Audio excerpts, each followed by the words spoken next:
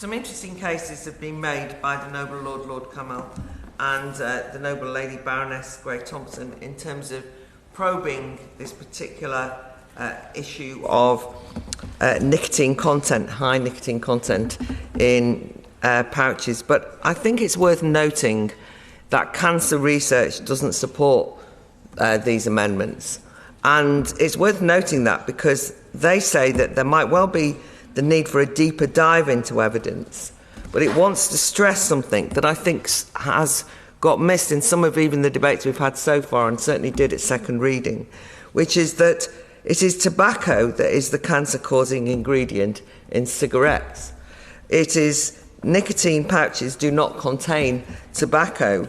Nicotine is addictive, but the overall evidence doesn't support a direct causal link between nicotine and cancer. It's not carcinogenic.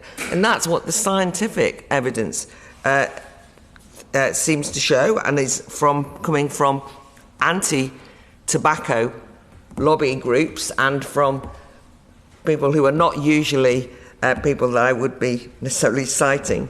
It's noted that consumer nicotine products and nicotine pouches are being used as recreational products, but they're also helpful for smoking cessation.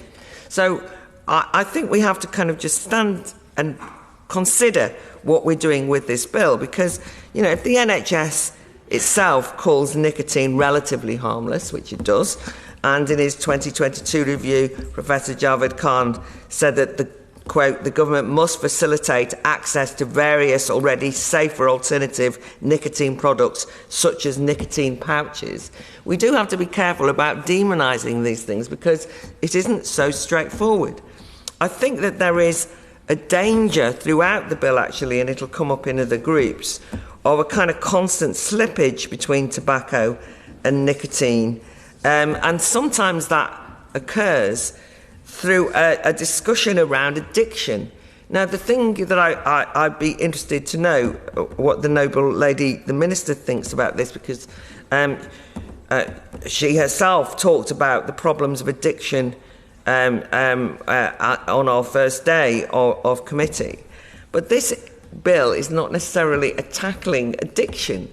It's tackling or rather, can I clarify whether that addiction, which, as I say, many people in the health professions do not see as a problem per se, whether there is a danger that we get confused about what it is that we're targeting. I'm worried that that slippage between nicotine and tobacco, between vapes and smoking cigarettes, just leads to a kind of unscientific mishmash of misinformation that I think, ironically, can damage public health.